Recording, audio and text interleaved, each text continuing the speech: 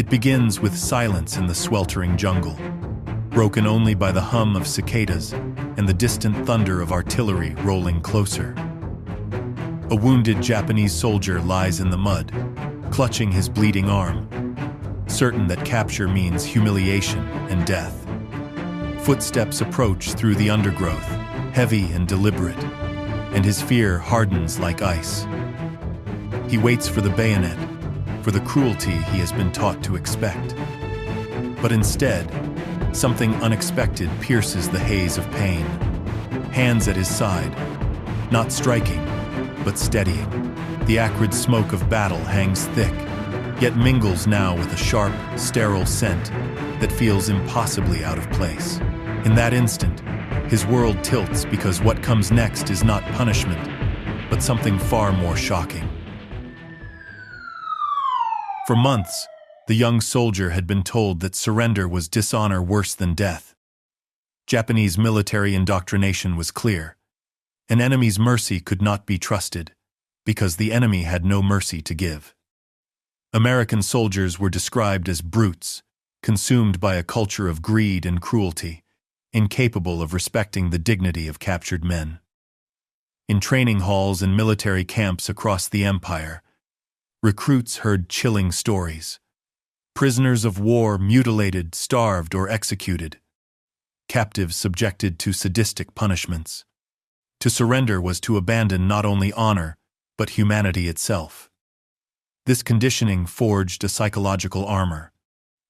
Better to charge into hopeless battle, bayonet fixed, than to endure the humiliation of falling alive into enemy hands.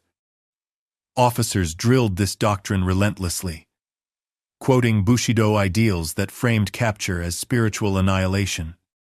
To die in combat was noble. To survive in chains was unforgivable. Soldiers carried grenades not just for combat, but to end their lives should capture be unavoidable. In this worldview, the battlefield was not only a contest of arms, but of values, and in those values, Americans were painted as savages. Now, lying on a stretcher carried by American medics through the thick jungle, the wounded prisoner's world began to unravel. His body trembled not only from blood loss, but from confusion. Why had they given him morphine? Why had they shielded him from further fire, dragging him under the canopy to safety, at risk of their own lives? Why did they treat him not as a beast or a broken machine, but as a man in need of healing? The contradictions screamed louder than the battle raging behind him. The systematic care he received was unlike anything he had experienced in his own army. Japanese field medics worked with little equipment, often only cloth bandages and basic antiseptics. Soldiers who collapsed from malaria or dysentery were frequently left untreated, their suffering considered proof of weak spirit. Medical supplies were prioritized for officers, while rank-and-file troops endured agony with minimal intervention. Here, however, was an entirely different philosophy. The Americans treated every wounded man they encountered, regardless of rank, allegiance, or background. At the battalion aid station, just beyond the front, the prisoner watched through half-closed eyes as order unfolded. Medics moved with calm efficiency, voices steady, hands practiced. Morphine doses were measured precisely. Wounds were washed with antiseptic solutions that stung but promised healing. Instruments gleamed under lantern light as surgeons prepared for procedures that Japanese soldiers had only heard about in rumor. Even the smell was different.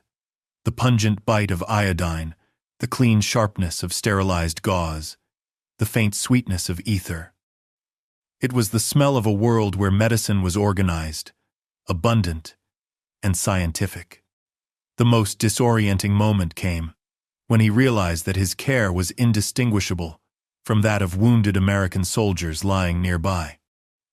Enemy and comrade alike were lined up, assessed, and treated in the same sequence. The triage system did not discriminate. Severity of wounds dictated priority. not nationality. To his astonishment, a badly injured Japanese prisoner was rushed into surgery, ahead of a lightly wounded American corporal. The doctors followed a medical ethic that was alien to him. Life was life, no matter the uniform. As days turned to weeks, the shock deepened. The prisoner's wound was not only cleaned and bandaged, but stitched with precision. Sulfa powder, a rarity in Japanese units, was applied liberally to prevent infection. He received blood transfusions from supplies stored in neat, labeled pouches, another marvel. In Japan, transfusions were rare, reserved for the most elite hospitals. Here, they were routine, almost casual. The prisoner could hardly fathom such abundance. Nutrition played its part too. Meals provided in the recovery ward included canned fruits, bread, meat, and even coffee. He had never tasted such variety during his time at the front, where rice and meager rations dominated. Food was not merely sustenance, but part of recovery, an acknowledgement that healing required strength. The contrast to Japanese rationing, where the sick often starved slowly in barracks, was as shocking as the medical technology itself. The Americans even addressed his pain with consistency. Morphine was administered at intervals, not hoarded or denied. Bandages were changed regularly, with clean linens replacing soiled wrappings before infection could spread. Nurses checked his temperature, pulse, and wound status daily. These gestures were not extraordinary within American standards, but for the prisoner, they were bewildering displays of care that he had never expected, never imagined, and never been taught to believe possible from an enemy. For other prisoners, similar stories spread like wildfire through whispered conversations in camp wards. Soldiers who had braced for humiliation described receiving dental care that relieved years of suffering. Others spoke of surgeries to repair shattered bones, of infections cured by new, miracle drugs that Americans called antibiotics. Many compared the hospital conditions to luxuries they had never experienced, even as active-duty troops in the Imperial Army. The confusion grew into a collective reckoning. What did it mean if the enemy treated them better in captivity than their own nation had treated them in service? What did it mean if compassion, not cruelty, defined the conduct of their captors? Each injection, each clean bandage, each hot meal challenged not only their expectations but the very ideology of the system that had trained them. One prisoner, recovering from a chest wound that should have killed him, wrote in a later memoir, "I had been told Americans were beasts.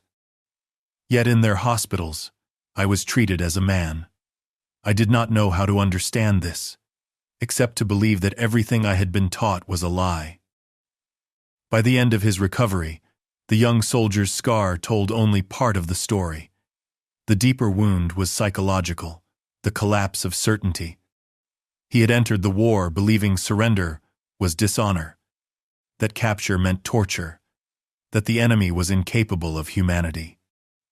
He left the hospital with a scarred arm but a shattered worldview. The Americans, without intending to, had revealed a truth far more powerful than bullets or bombs, that strength could be measured not only in destruction, but in preservation. And that mercy, extended even to an enemy, could break the iron chains of propaganda more effectively than any weapon. The battlefield in the Pacific was unforgiving, dense jungles, swamps crawling with disease, and beaches where heat radiated from white sand like a furnace. Amid this chaos, one of the most dangerous jobs belonged not to the rifleman, but to the medic. These young men, often barely out of high school, carried no rifles slung across their shoulders. Instead, their weapons were canvas satchels filled with bandages, morphine, sulfa powder, and plasma. Their mission was clear: to preserve life. For Japanese prisoners, This reality was impossible to comprehend at first. Many had heard rumors before, capture whispers from comrades who had seen medics dragging wounded Americans to safety under fire. But few had believed it. To risk one's life without weapon in hand seemed suicidal. To risk it for an enemy seemed insane. Yet on the islands of the Pacific, Japanese soldiers witnessed it firsthand. They saw medics, marked with the Red Cross, rushing into firestorms to tend to the dying, sometimes falling themselves in the attempt. This disregard for personal safety, driven by a medical oath rather than military command, stunned the prisoners. In Japanese doctrine, mercy was not a battlefield priority. Medics existed to keep soldiers functional for combat, not to safeguard life for its own sake. Supplies were rationed. Only officers, or strategically valuable soldiers, might receive the rare doses of morphine. Ordinary infantrymen endured agony in silence. Prisoners of war, they were outside the circle of compassion altogether. The American approach was different. A medic would crouch beside a wounded Japanese soldier, checking his pulse with the same practiced movements used for his own comrades. Morphine was injected swiftly to calm shock, bandages wrapped with precision, wounds sprinkled with sulfa powder that worked miracles against infection. If needed, the medic called for stretcher bearers, who carried the enemy through smoke and gunfire to the nearest aid station. Japanese observers often thought this behavior was some form of propaganda, a calculated gesture meant to confuse them. But as days passed and word spread among prisoners, they realized it was not an isolated case. It was systemic. Each medic acted the same way, guided not by political orders, but by an unspoken oath, that suffering deserved compassion, even in the midst of war. Captured soldiers later recalled their amazement that American medics risked becoming deliberate targets. Japanese snipers often aimed for the men with Red Cross armbands, knowing their deaths would cripple morale. Still, the medics advanced. Some even crawled across open ground, dragging wounded enemies into cover, while bullets sparked against rocks and leaves. This disregard for personal safety created a paradox that prisoners could not resolve.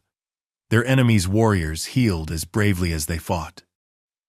The psychological impact ran deep.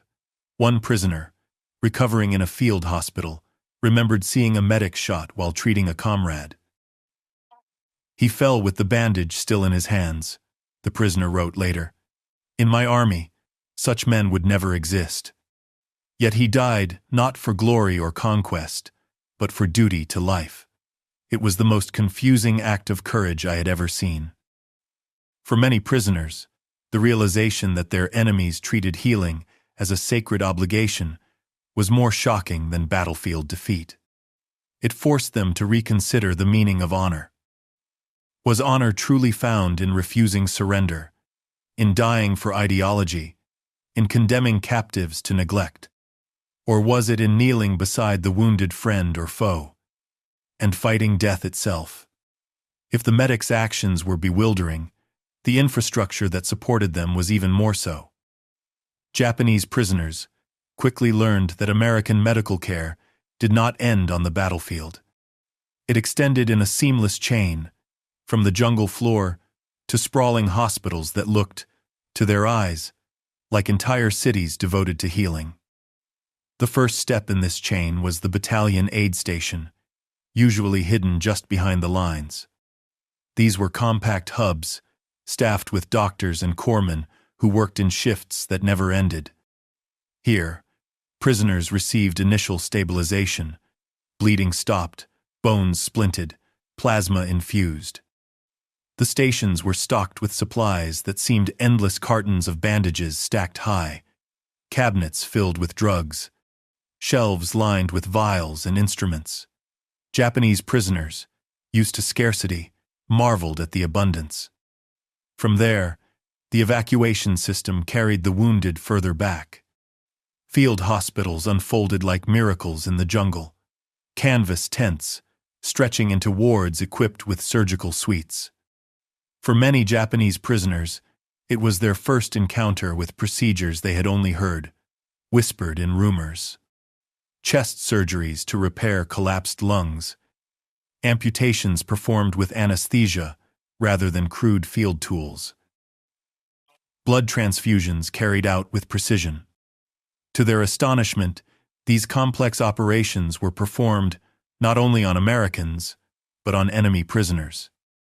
The speed of evacuation left prisoners stunned. Within hours of capture, they found themselves on operating tables. Stretcher bearers moved with drill-like precision. Ambulances rattled over jungle roads, and, when possible, helicopters ferried the critically wounded from front line to hospital. In contrast, Japanese soldiers often languished in foxholes for days, wounds festering until infection claimed them. The efficiency of the American system revealed a philosophy that life, even enemy life, was too valuable to waste. The infrastructure extended across the Pacific. Hospital ships, painted white with red crosses, anchored offshore like floating sanctuaries. Inside, prisoners entered wards with rows of clean sheets, electric lights, and advanced equipment. Nurses checked vital signs. Doctors consulted charts, and orderlies moved briskly between patients. For men accustomed to bamboo huts and improvised medicine, these ships were visions of another world. The logistics behind this infrastructure fascinated and unnerved prisoners alike. How could America afford to dedicate such resources to its enemies? The supplies, plasma, morphine, antibiotics, surgical tools seemed endless. The manpower, doctors, nurses, technicians worked in shifts that never ended. This was not random kindness. It was systemic, an entire machine of compassion operating with the same precision as an army of conquest. As months passed, the shock deepened. Prisoners realized the system was standardized. Every camp had a medical ward. Every prisoner received examinations. Every illness was treated according to established protocols. What they had thought was extraordinary mercy was, in fact, routine procedure. One prisoner later confessed, "At first, I thought my treatment was a trick. Later, I realized it was simply how they lived." For the Americans, to heal was as natural as to fight. This realization shook me more than defeat itself. The infrastructure demonstrated more than abundance. It revealed philosophy. America had built a war machine that measured its strength not only in bombs and bullets, but in its ability to preserve life, even of the enemy.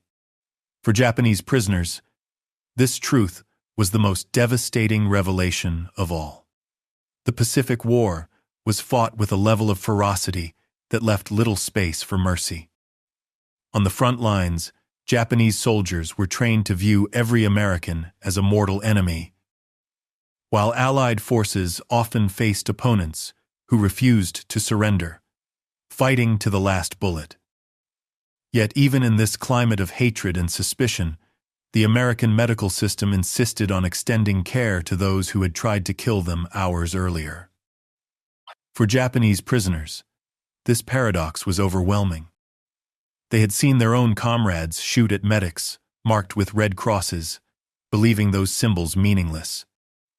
They had watched officers order the execution of wounded enemies to prevent burdens from slowing advances. In their minds, compassion was not only weakness, but a violation of duty. Accounts from prisoners describe moments of disbelief. A Japanese sergeant, captured on Saipan, later wrote, "I lay in a tent with Americans on both sides. The nurses came each morning, checked our temperatures, cleaned our wounds, and gave us injections. I asked why they wasted medicine on me. One replied, 'Because you are human.' I could not answer. That single word, human, shattered years of indoctrination. The hostility did not vanish overnight. Many prisoners initially resisted treatment. They flinched at every needle, suspecting poison. They pushed away food, convinced it was laced with drugs. Some refused to sleep, fearing they would be killed in the night. Yet, as days passed, their suspicion eroded under the relentless consistency of care. The bandages were always clean, the meals always nourishing, the nurses always attentive.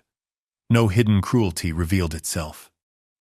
The most bewildering aspect was that American medics carried this ethic into the thick of battle.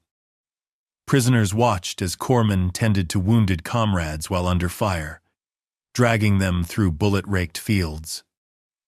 They saw stretcher teams collapsing from exhaustion, yet rising again to carry another load of broken bodies, whether in khaki or olive drab. The front lines offered no guarantees of survival, yet these medics lived by a creed that survival was worth attempting for every man. In conversations with translators, prisoners asked why. The answers varied but shared a common theme. Medical duty was not conditional. A medic did not choose who deserved care. His task was to fight death, not people. That philosophy struck Japanese prisoners as almost supernatural.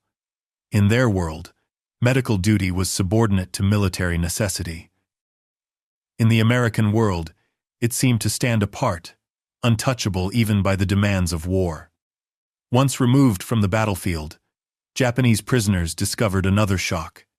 Captivity itself was not the death sentence they had been promised.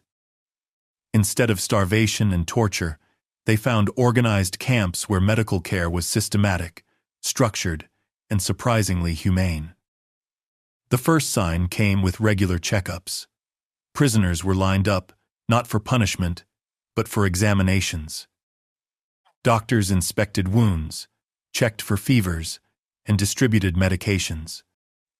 For men who had spent months fighting malaria, dysentery, and jungle rot with no help, the sight of orderly medical inspections felt surreal. Preventive care, a concept almost non-existent in their own army, was routine in American camps. Vaccinations, sanitation protocols, and nutritional monitoring were part of daily life. The hospitals within camps resembled small civilian clinics. Surgical tents were equipped with sterilized instruments. Pharmacies stocked everything from quinine to antibiotics, medicines that many Japanese soldiers had never seen, even in Tokyo hospitals. Some camps maintained dental facilities, where men who had suffered years of pain finally received relief. Prisoners wrote later of the bewilderment of sitting in a dental chair while their enemy repaired their teeth with care and professionalism. Nutrition was perhaps the most visible contrast. In the Japanese army, malnutrition was endemic. Soldiers lost weight rapidly. Scurvy rotted their gums, and weakened bodies succumbed to disease. In American custody, meals included proteins, vegetables, fruit, and even small luxuries like chocolate or coffee. For many, this diet was the most balanced they had eaten since childhood. Prisoners gained weight, their wounds healed faster, and chronic illnesses subsided. Some admitted in whispers that their health in captivity was better than during their service to the emperor. Psychological care also emerged, though prisoners hardly understood it at first. American staff recognized that the trauma of defeat, capture, and indoctrination weighed heavily on the prisoners. Translators and counselors spoke gently, encouraging men to talk about their fears. This was foreign territory. In Japanese culture, emotional wounds were signs of weakness. Yet here, they were treated as medical issues deserving attention. Prisoners who had been unable to sleep from nightmares were given sedatives. Those consumed by shame found ears willing to listen without judgment. Perhaps the most staggering revelation was that these practices were standardized, not occasional. Every camp, whether in Hawaii, the mainland United States, or the Pacific Islands, maintained some form of hospital care. This consistency convinced prisoners that they were witnessing not propaganda, but policy.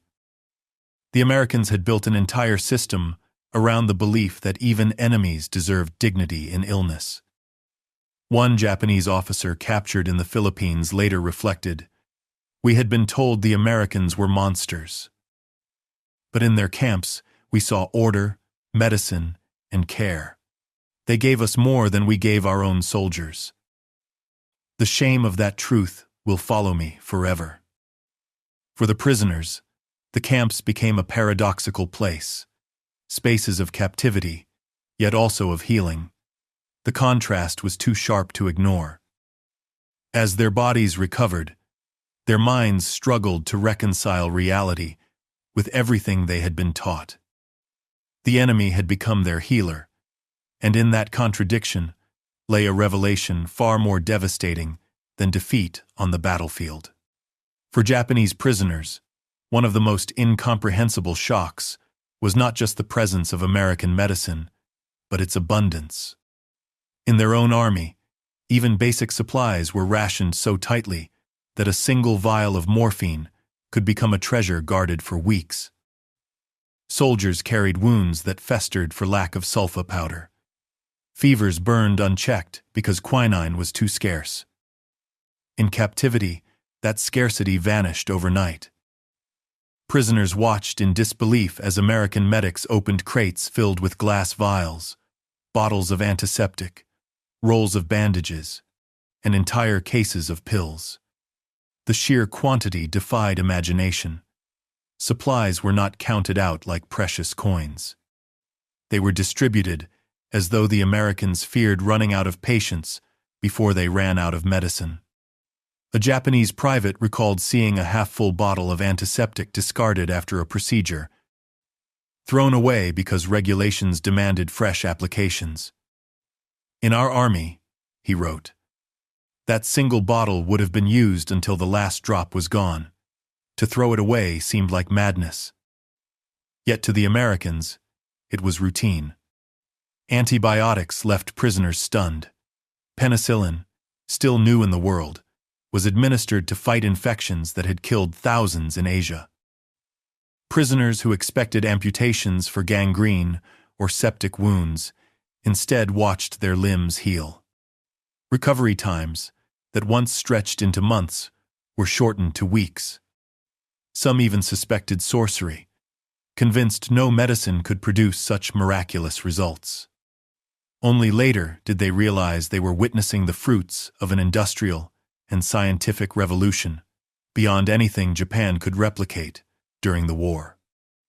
The abundance extended beyond hospitals into daily camp life.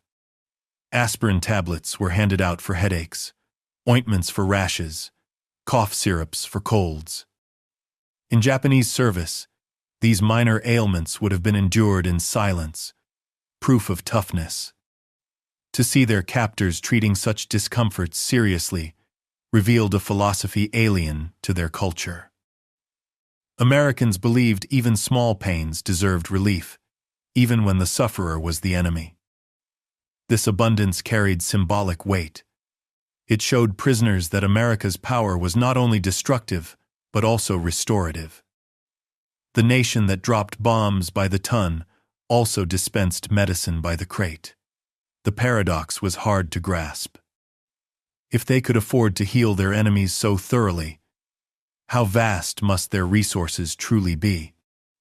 What did it mean for Japan's future if their captors treated prisoners better than Japan treated its own soldiers? For some, the shock gave way to quiet gratitude. For others, it became a source of humiliation. They whispered among themselves in barracks, "How could the barbarian West provide such care, while the civilized East withheld it?" The answer lay not in philosophy alone, but in logistics. America's industrial machine had made medicine as plentiful as ammunition. If abundance revealed America's power, the presence of nurses revealed its humanity. For Japanese prisoners, the sight of women in uniforms, walking confidently through hospital wards, was as startling as the medicine itself. In their own military culture, war was a male domain. Women were absent from the battlefield, confined to domestic roles. To see American women wielding authority in a hospital setting, commanding respect from male soldiers and doctors alike, challenged their deepest assumptions. The nurses embodied competence. They moved briskly between beds, checked charts, adjusted bandages, and administered injections with steady hands. Their presence softened the harshness of captivity, introducing a dimension of care that transcended discipline and routine. Prisoners accustomed to silence and stoicism were disarmed by simple gestures, a smile, a gentle word through a translator, a reassuring touch on the shoulder before a painful procedure. These acts carried immense psychological weight for men raised to suppress emotion and expect cruelty from enemies. Some prisoners admitted later that their most enduring memory of captivity was not of battles lost, but of nurses bending over them with compassion.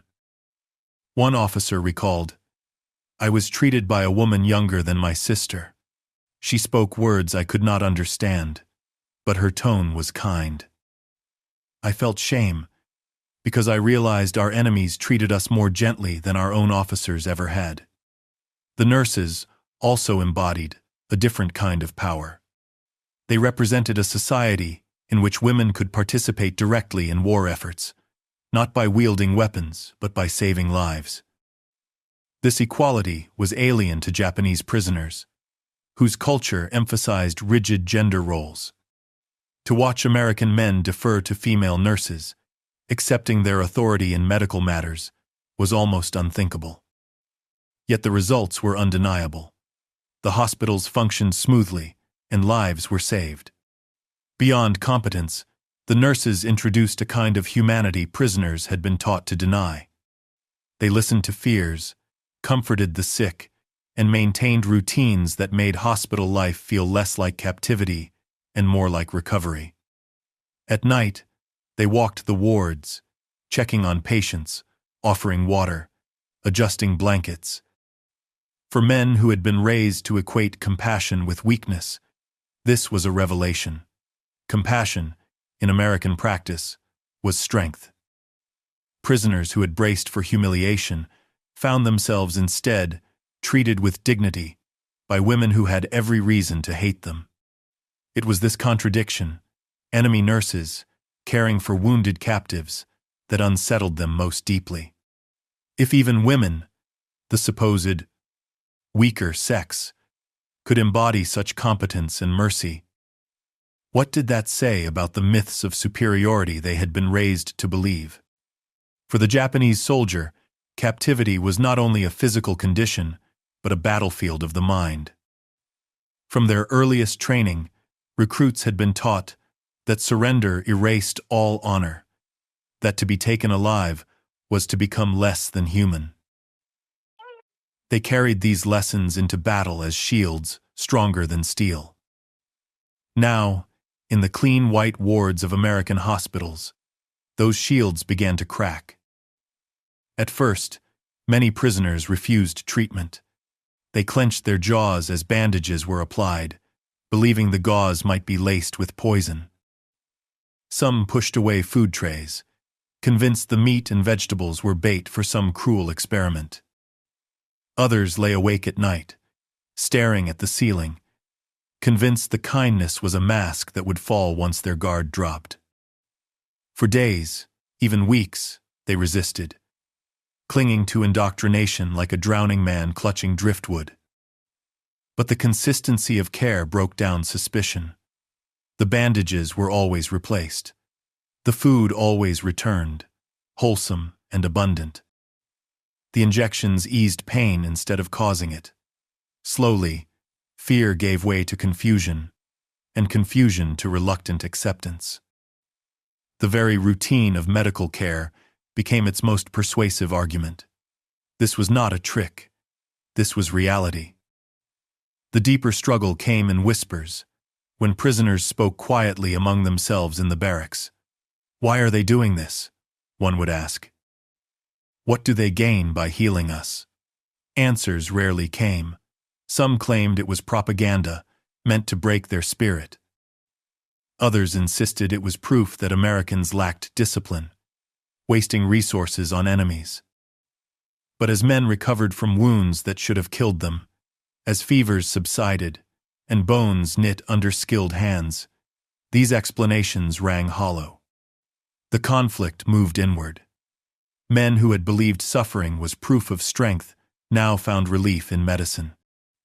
Soldiers who had accepted starvation as duty now found themselves nourished. Each act of compassion forced them to question not just their enemy, but themselves. Was everything they had been told about the war, about honor, about their enemies a lie? Prison diaries reveal this turmoil. One entry, smuggled back to Japan after the war, reads, "I wanted to die rather than be captured, yet in this hospital, I live. They treat me as if I am their own.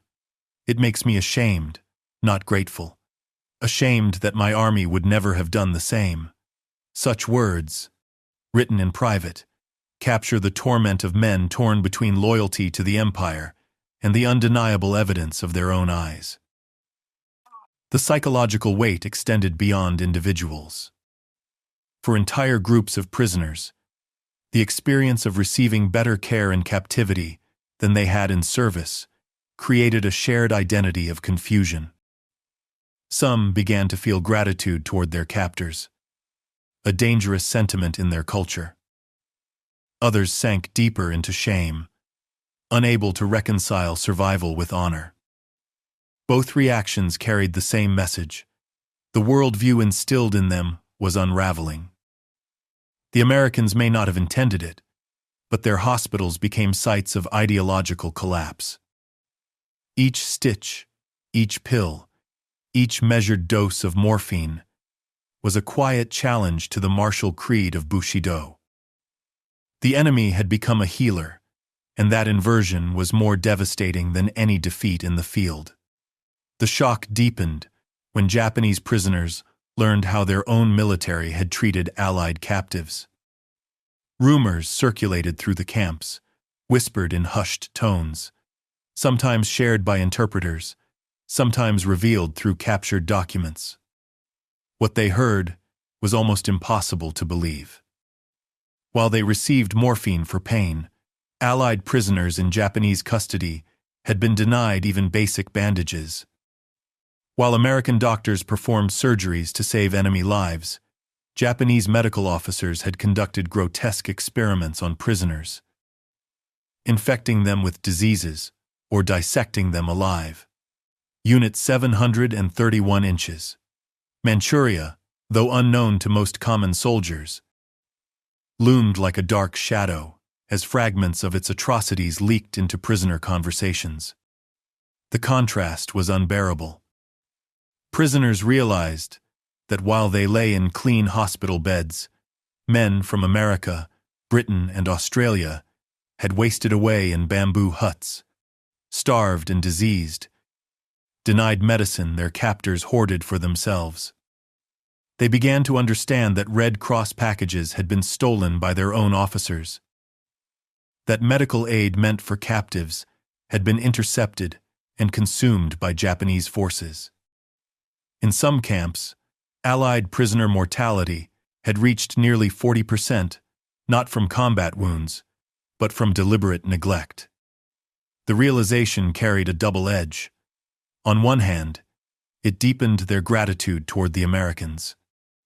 On the other, it ignited a painful shame. To acknowledge kindness from the enemy was difficult. To recognize cruelty from their own side was unbearable. Men who had sworn loyalty to the emperor now faced the knowledge that their leaders had betrayed not only their enemies, but also the ideals of honor they claimed to uphold. Some resisted belief. They dismissed the reports as propaganda. But the evidence was too consistent. Allied survivors told their stories. Letters and intercepted records confirmed the neglect. The prisoners themselves had lived the opposite experience. Morphine, sulfa, surgery, nutrition. They could not deny what their own healing bodies testified.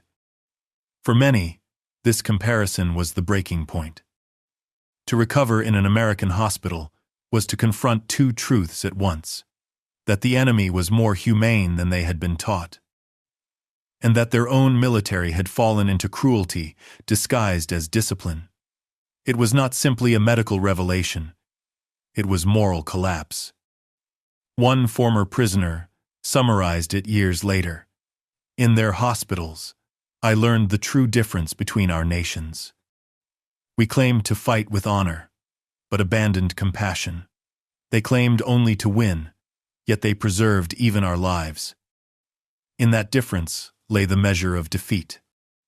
In this contrast between abundance and deprivation, between mercy and cruelty, the Japanese prisoners of war discovered the most devastating truth of all. Victory was not only about weapons, it was about values, and in that contest, they realized Japan had already lost. Whispers traveled slowly through the barracks, carried from one prisoner to another like poison drifting on the wind. At first, they were dismissed as enemy lies, exaggerated tales meant to humiliate men already defeated. But as more fragments surfaced, the shape of a terrible truth began to form. While Japanese soldiers lay recovering in American hospitals, their own nation had turned medicine into a weapon of horror. Unit 731, the very name eventually became a synonym for cruelty. Stationed in Manchuria, this secret division of the Imperial Japanese Army had operated under a cloak of secrecy so thick that even many officers had only rumors of its existence. To most common soldiers, it was unknown, a phantom whispered about in coded words. Yet for Allied intelligence, and for the survivors of its brutality, the unit's actions would become one of the darkest chapters in the history of warfare. What the Japanese prisoners in American custody slowly learned shook them to their core. While American doctors stitched their wounds and monitored their fevers, Japanese doctors under Unit 731 were infecting Allied captives with plague, cholera, and anthrax. While American nurses applied antiseptic with gentle hands, their own medical officers had injected prisoners with seawater to study dehydration. And while Japanese prisoners marveled at the miracle of penicillin, Allied captives under Japanese control were dissected alive to observe the effects of untreated wounds. The contrast between the two medical philosophies was nightmarish. On one side, America had transformed its hospitals into sanctuaries, even for enemies. On the other, Japan had turned its laboratories into chambers of torment. The same science that healed in one camp, mutilated in another. This realization was unbearable for many prisoners. They had grown up believing Japan embodied the highest ideals of honor, discipline, and civilization. Now they were confronted with evidence that their own country had abandoned not only international law, but the very essence of humanity. For those Japanese soldiers who had once imagined themselves the heirs of samurai tradition, the revelations about Unit 731 shattered their pride. The code of Bushido, which glorified loyalty and honor, had been perverted into justification for atrocities. The idea that their fellow countrymen had used scalpels not to save but to mutilate was incomprehensible. How could doctors, sworn to heal, transform into executioners in white coats? American interrogators did not need to exaggerate. Survivors' testimonies, intercepted reports, and even occasional confessions from Japanese medical staff painted a picture too detailed to be dismissed. Prisoners whispered these accounts among themselves with growing horror. They struggled to reconcile the mercy shown to them with the cruelty inflicted on others. Each new revelation deepened their inner conflict, forcing them to confront the possibility that Japan's defeat was not merely military, but moral. Some prisoners refused to believe. "This is propaganda," they told themselves. "It cannot be true. No Japanese doctor would dishonor himself so completely." But doubt gnawed at them. They looked around at their clean sheets, their regular meals, their attentive nurses. If the enemy was capable of such humanity, why would he invent such monstrous lies? And if the stories were true, what did that say about the empire they had sworn to defend with their lives? The shadow of Unit 731 reached further than the camp walls. It became a mirror in which prisoners were forced to see the darkest reflection of their nation. American hospitals healed their bodies, but this knowledge wounded their souls. They began to understand that the greatest defeat was not on the battlefield, but in the loss of moral authority. If Unit 731 represented the darkest perversion of medicine, American prison camps revealed its most advanced and humane application. Beyond surgeries and emergency care, the Americans practiced something many Japanese soldiers had never truly encountered: preventive medicine. To the prisoners, this was not only foreign, but revolutionary. In Japanese service, illness was treated only when it became impossible to ignore. Soldiers endured fevers, rashes, and infections as proof of discipline. Preventive measures were seen as luxuries or even signs of weakness. But in American custody, prevention was the foundation of medical practice. The difference became clear the moment prisoners entered the camps. Every new arrival underwent a medical examination. Height and weight were measured, blood samples taken, dental checks performed. Doctors charted each prisoner's condition with meticulous precision, creating medical records more detailed than anything most Japanese soldiers had ever seen. Vaccinations followed: smallpox, typhoid, tetanus needles that pricked but saved countless lives. To men, accustomed to neglect, this attention felt surreal. They were being protected from diseases before they even appeared. Daily routines reinforced this philosophy. Food was not only plentiful, but designed to meet nutritional needs. Fresh vegetables, protein sources, even milk were provided to maintain strength. Sanitation was strict. Clean water, regular latrine inspections, enforced hygiene practices. Mosquito netting was issued to combat malaria, a disease that had decimated Japanese ranks in the Pacific. Medical staff explained, through interpreters when available, that preventing disease was more efficient than treating it. The results were undeniable. Mortality rates in American camps were dramatically lower than those in Japanese camps. Outbreaks that had wiped out entire units in the jungle were non-existent, behind barbed wire. For prisoners who had watched comrades waste away from preventable illnesses, the difference was astonishing. They realized that the Americans had mastered not just the art of healing, but the science of keeping men healthy. The psychological impact was profound. Many began to understand that medicine in America was not reactive, but proactive, built into the very structure of military planning. Disease was treated as an enemy to be defeated with the same rigor as any army. This mindset was alien to men raised in a system where endurance of suffering was considered noble. To see suffering prevented altogether was a revelation. Preventive medicine also revealed the depth of American resources. Vaccines, insecticides, nutritional supplements. These were distributed freely, as though they were inexhaustible. To prisoners who had fought over scraps of medical supplies, the abundance seemed impossible. Yet every injection, every clean glass of water, every mosquito net was a reminder of a nation whose strength lay not only in weapons, but in organization and foresight. Some prisoners even admitted admiration. They recognized that America's success on the battlefield was linked directly to its success in protecting soldiers from disease. While Japanese forces had been weakened by malaria, dysentery, and malnutrition, American divisions remained strong, not because they were immune, but because their medical system had outplanned the enemy. For the prisoners, this realization was humbling.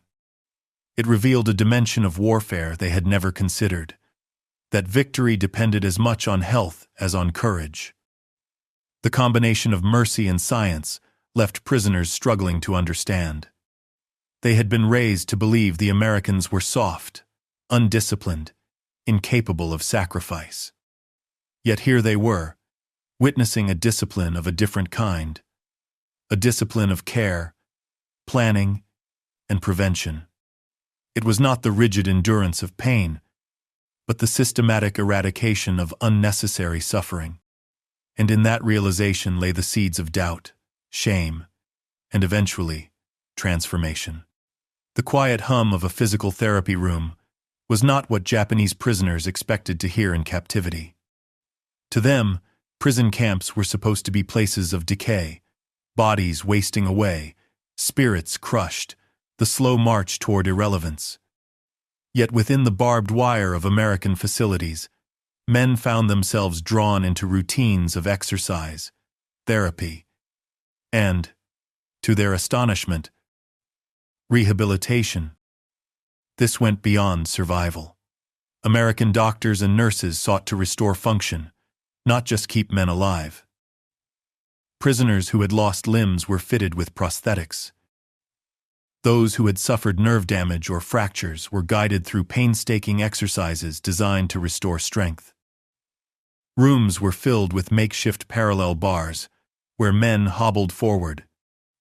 Each small step celebrated not as a military victory, but as a triumph of human resilience. To many Japanese soldiers, this was bewildering. Why invest such effort in men who were, by all accounts, enemies? Why spend valuable time and resources teaching a wounded prisoner to walk again when he would never fight for America? For them, the logic was incomprehensible. And yet, the Americans persisted. They did not treat rehabilitation as charity or propaganda. It was embedded into their philosophy of care, a belief that dignity was worth restoring, even for captives. Psychological rehabilitation played an equally crucial role. Prisoners carried not just physical wounds but scars of shame, guilt, and fear. American counselors, sometimes chaplains, sometimes trained psychologists, spoke with them in hushed rooms where interpreters bridged the language gap. They discussed nightmares, anxieties, and the crushing weight of dishonor that came with capture. For men raised in a culture where surrender was the ultimate disgrace, these conversations opened doors they had never dared to touch. Some resisted. They dismissed counseling as weakness, as foreign indulgence. But slowly, the walls broke down. For the first time, they were told that survival itself was not dishonorable, that life had value beyond its utility to the state.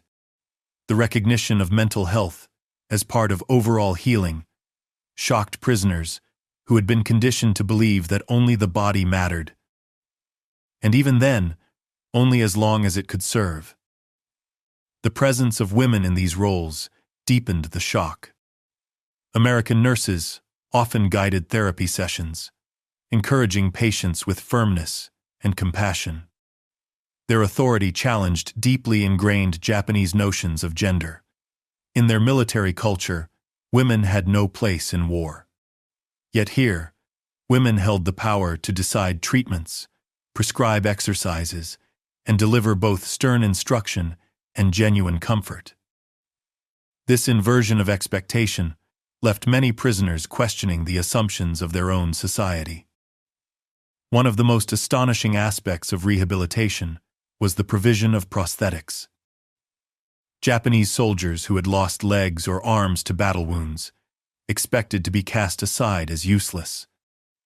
Instead, they were measured, fitted, and trained to use artificial limbs. Some learned to walk with wooden legs, others to grasp with metal hooks or specially designed tools. The process was slow and often painful, but it offered something prisoners had never imagined: the chance to live beyond their injuries. The symbolism of prosthetics was powerful. In Japan, a disabled soldier often faced a life of obscurity, hidden away as a reminder of weakness.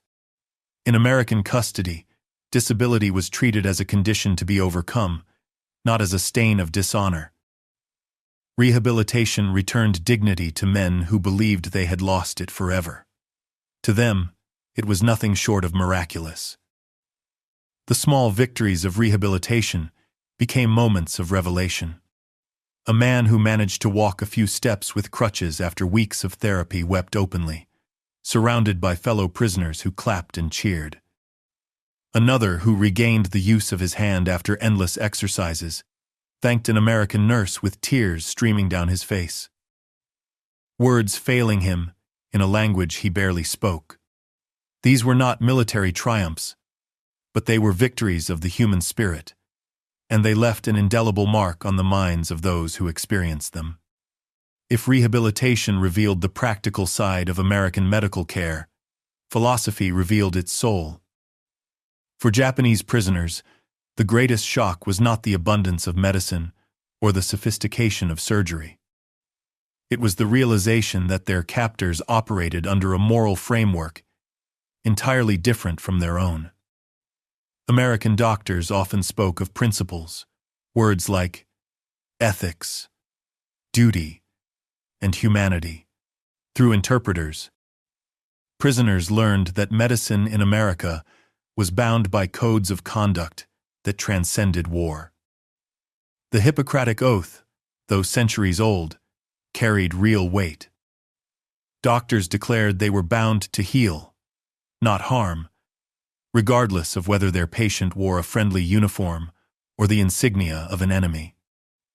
To Japanese soldiers, raised in a system where the state defined morality and the emperor's command overrode all else, this was revolutionary. They had been told that mercy was weakness, that an enemy deserved no compassion, that resources should be conserved for the strong. Yet here they lay in beds, tended to by men and women who spoke of healing as a universal obligation. It was not strategy, not propaganda. It was conviction. The philosophy extended beyond individual doctors. The very structure of American prison camps reflected it. Hospitals were not afterthoughts, but central facilities. Sanitation was prioritized. Rations included nutritional balance, and preventive medicine was woven into daily routines. The system itself embodied the belief that even prisoners deserved dignity. For men who had lived under a military that discarded the weak, this systemic compassion was almost unthinkable. Prisoners noticed the consistency. It was not one kind-hearted doctor here, one compassionate nurse there. Every camp followed the same standards. Every prisoner received the same care. It was organized, regulated, and enforced. This uniformity revealed that America's philosophy of dignity was not an accident, but a deliberate policy. That realization forced prisoners to confront a deeper truth. Mercy was not weakness, but strength institutionalized. Even more disorienting was the role of choice. Many American medical staff had volunteered for their positions. They had chosen to dedicate their lives to healing. Unlike the forced labor of Japanese military medicine, this work carried pride and a sense of calling. The Americans believed that healing, even in war, was part of what made their nation strong. This struck at the heart of Japanese assumptions about discipline and duty. Here was discipline not rooted in fear or compulsion, but in conviction and conscience. Conversations between prisoners and their caretakers, when language permitted, deepened this philosophical exchange. Doctors explained that to deny medical care to prisoners would be to deny their own humanity. Nurses expressed that treating enemies was a way of proving their society's values. Chaplains spoke of religious principles that commanded mercy. Each perspective reinforced the same truth. For America, compassion was not optional, but essential. The contrast with Japanese practices was unbearable for many prisoners. They recalled comrades dying from untreated infections, officers ignoring pleas for medicine, commanders hoarding supplies while men wasted away. To see enemies treating them better than their own leaders had treated their brothers was both humbling and devastating. It exposed not only the failures of their military, but the failures of the ideology that had guided their nation into war. This philosophical shock left deep scars. For many, it triggered a reevaluation of everything they had been taught about honor, loyalty, and civilization. Some prisoners admitted in later testimonies that the medical care they received changed their lives more profoundly than the defeat of their army. It showed them that true strength was not domination, but dignity, not cruelty, but compassion. For the Japanese prisoners of war, the American philosophy of medicine was more than an approach to health. It was a revelation of values. It showed them that even in the brutality of global conflict, there could be principles that transcended hatred. It revealed a civilization confident enough to extend dignity to its enemies. And in doing so, it planted seeds of doubt, admiration, and change that would last long after the guns of war fell silent. When the war ended and the gates of American prison camps finally opened, Japanese prisoners carried more than the weight of defeat. They carried memories that would haunt, confuse, and inspire them for the rest of their lives. These were not memories of humiliation at the hands of enemies, nor of cruelty inflicted by captors. Instead, they remembered morphine syringes that eased agony, bandages wrapped with steady hands, and nurses who spoke softly in a language they barely understood, but somehow conveyed kindness. For many, the first weeks of captivity had been lived in fear. Each touch of a medic's hand was expected to turn to violence. Each pill was suspected of being poisoned. The indoctrination of years that Americans were beasts, that surrender meant dishonor and torment, was not undone overnight.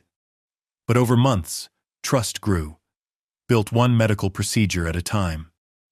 The shock of being healed by an enemy gave way to a more unsettling realization.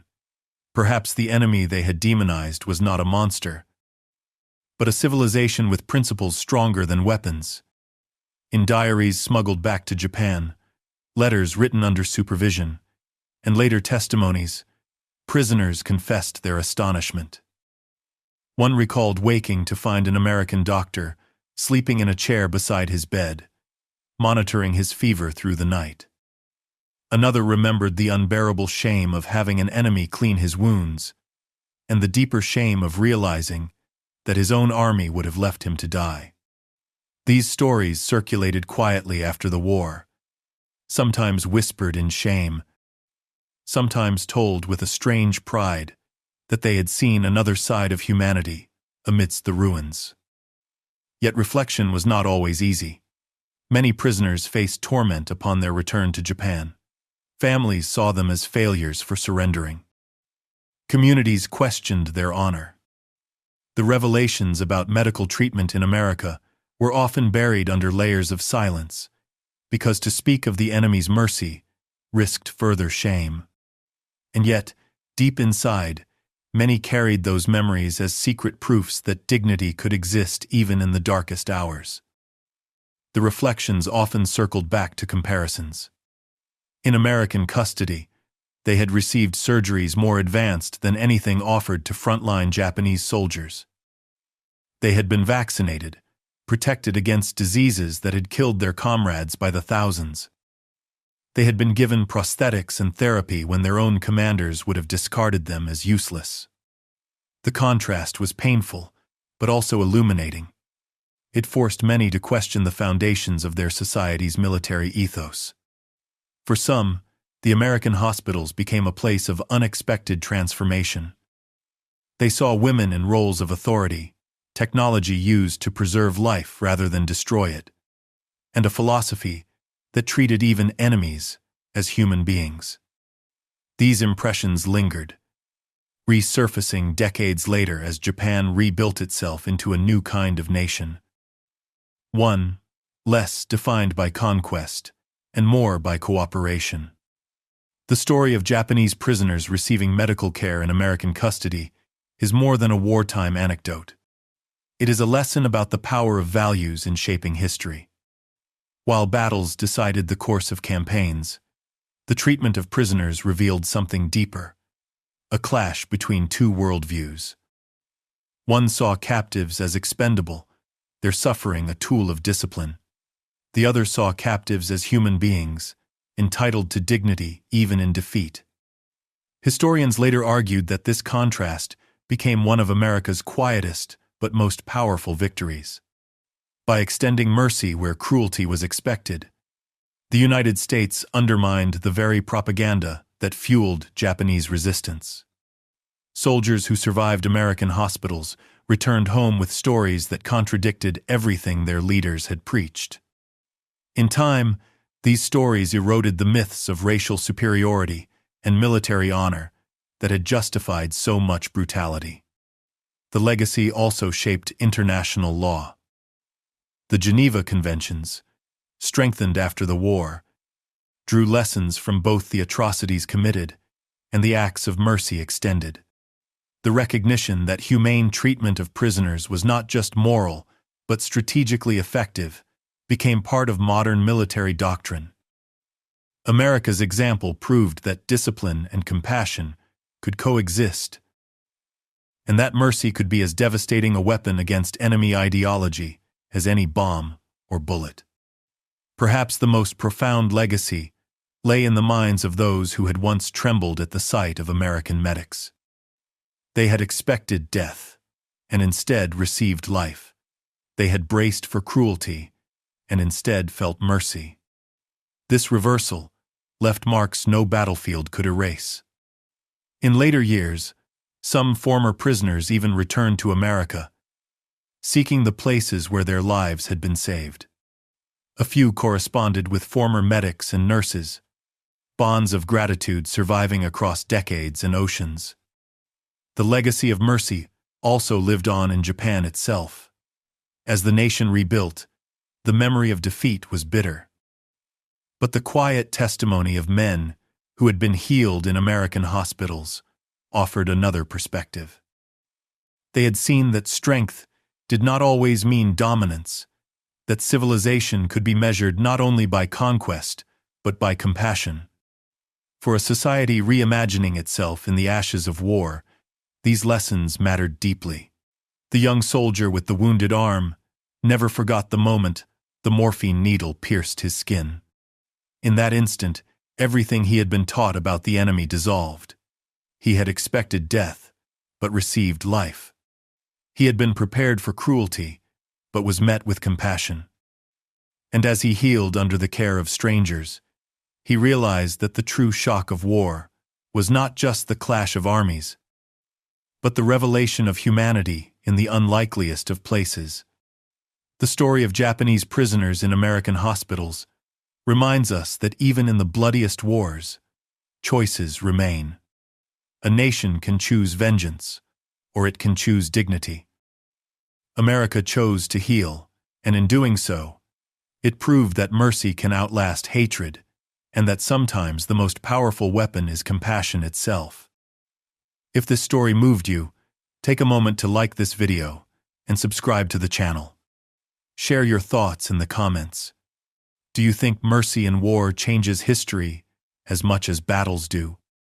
Your perspective keeps these forgotten stories alive, and together we can explore more truths that history still holds.